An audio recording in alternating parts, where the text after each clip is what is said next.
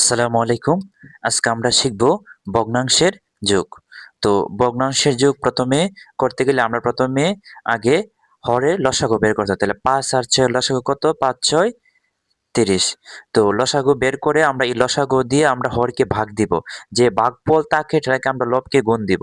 তাহলে ৫ এবং ৩০ এ যদি আমরা ভাগ করি তাহলে ভাগফল আসবে কত? ৬। ৬ দিয়ে আমরা ৪ কে গুণ দিব, লবকে গুণ দিব। তাহলে কত? ৪ × ৪ কত? ২৪। তারপর প্লাসের প্লাস, তারপরে এই ৩০ দিয়ে আমরা ৬ কে ভাগ করব। যে ভাগফল থাকে এটা আমরা লবকে গুণ করব।